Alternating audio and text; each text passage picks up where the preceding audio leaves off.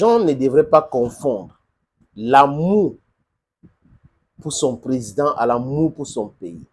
Aimer son président ne veut pas dire qu'on est patriote. Non, non, non, non. Aimer son président, je répète, ne veut pas dire qu'on est patriote. Le patriotisme, c'est l'amour pour la patrie, l'amour pour ton pays. Mais il faut aimer tout le monde. Il ne faut pas avoir le bif ou avoir des cœurs lourds vis-à-vis de X ou Y. Il faut aimer tout le monde. Mais quand on n'a pas compris cela, les amis, on serait toujours dans le non-sens total. Et Donald Trump, qui est un monsieur qui est entré dans l'histoire, comme celui qui a été président il y a 4 ans, il perd les élections 4 ans après son élection, et après 4 ans, il revient président. Je reprends les amis, peut-être que je n'ai pas été clair. Donald Trump, président en 2016-2020, il conteste le fait qu'on dit qu'il avait perdu les élections en 2020. Il quitte quand même la Maison-Blanche. 4 ans après, il gagne les élections. C'est historique. C'est ce qu'on appelle entrer dans l'histoire. Lui, c'est Donald Trump. Et quand le président Theodore, qui avait dit quoi? Que l'amour pour son président, ce n'est pas l'amour pour le pays. Et aimer son président, ce n'est pas du patriotisme. C'est du bon sens. Mais aimer son pays, c'est du patriotisme. Parce que les mots ont un sens, les amis. Il ne faut pas mélanger, parce que les gens adorent ce genre de mélange-là. J'aime Paul Biya, j'aime Alassane Ouattara, j'aime Patrice Talon, donc je suis un patriote. Non, non, non, non. Ça n'a rien à voir avec le patriotisme. Vous les aimez, c'est bon pour vous, mais le patriotisme, c'est aimer sa patrie, aimer son pays. C'est ça, c'est bien cela. Les amis, Donald Trump a fait un discours de victoire. Donc, il a revendiqué la victoire, mais après, maintenant, c'est chose faite, c'est bien. Beaucoup de chefs d'État et de chefs de gouvernement lui ont félicité. Giorgia Meloni, par exemple, la première ministre italienne, l'a félicité. Il souhaite que l'Italie va travailler en étroite collaboration avec les États-Unis. Pedro Sanchez, le premier ministre espagnol, l'a félicité. Olaf Scholz l'a félicité. Kim Steinmeier l'a félicité. On va citer qui? C'est Viktor Orban qui avait ouvert la balle. Le premier chef du gouvernement a félicité Donald Trump. Il a toujours voulu de Donald Trump à la Maison-Blanche pour mettre un terme à la guerre en Ukraine. Macron a félicité Donald Trump.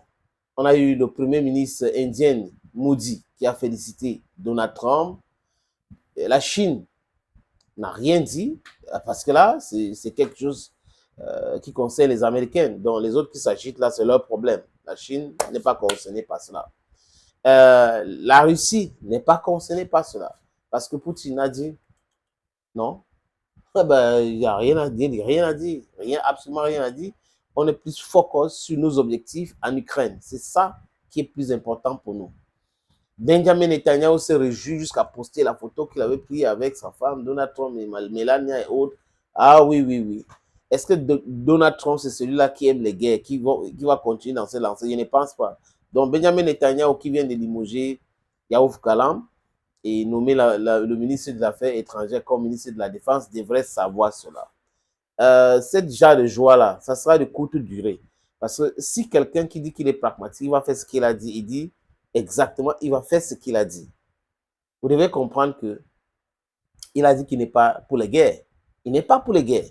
Donc, s'il veut être cohérent, il va stopper la guerre contre les Palestiniens. Il va stopper la guerre que Benjamin Netanyahu est en train de faire contre les Libanais parce que Benjamin Netanyahu est en train de faire quoi? La guerre pour sa survie politique. C'est purement politique qu'on est en train d'éliminer beaucoup de personnes comme ça. Et Donald Trump a fait ce discours de la victoire et il a dit ça là-bas. Je crois que les autres l'ont écouté pour qu'après, il commence par dire que oui, le président Trump. Écoutez-le très bien pour mieux comprendre, les amis. Et autre chose, il dit dans l'extrait que je vais vous montrer juste après, à la fin de mes propos, parce qu'il faut que vous écoutez, écoutez attentivement. Il envoie un message, et moi je trouve que c'est un message très fort au pays de l'AES, qui sont à la quête de leur souveraineté économique et qui aiment leur patrie. La patrie ou la mort, nous vaincrons. Vous vous rappelez de ça, n'est-ce pas? C'est une phrase fétiche. Et il invite les gens à aimer leur pays. Là, dit qu'on est globaliste là, c'est un non-sens total. Si tu ne peux pas commencer par t'aimer, aimer ton pays, travailler pour le bien de ton pays, tu ne peux pas dire que tu es globaliste, tu es ceci, tu es cela. Non, non, non. Ça n'a pas de sens. Absolument pas de sens.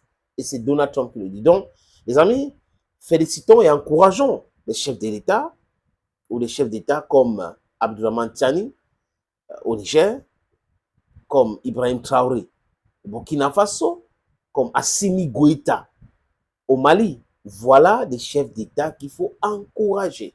Parce que tout ce qu'ils sont en train de faire, c'est pour le bien de leur pays, le bien de leur peuple. On a 70 millions d'âmes, les bouches, les cerveaux, 70 millions, manipulés par la France, contrôlés par la France. Et aujourd'hui, ces chefs d'État sont venus casser les chaînes, briser ces chaînes-là. Et Donald Trump parle de nous. Nous devons prendre ces paroles comme ça. C'est très important. Donc, encourageons toujours ce grand monsieur que je viens de citer, Abdourahmane Tiani, Ibrahim Traoré et Assimi Goïta. Ils avaient compris depuis longtemps. Nous avons compris depuis longtemps. Donc, Donald Trump qui dit ce que Donald Trump dit là, ça s'appelle être pragmatique. Thank you, friends, and bye-bye. Je vous laisse donc avec cette vidéo de Donald Trump. If you want freedom, take pride in your country. If you want democracy, hold on to your sovereignty. And if you want peace, love your nation.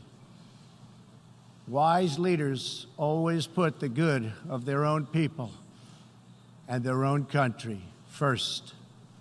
The future does not belong to globalists. The future belongs to patriots.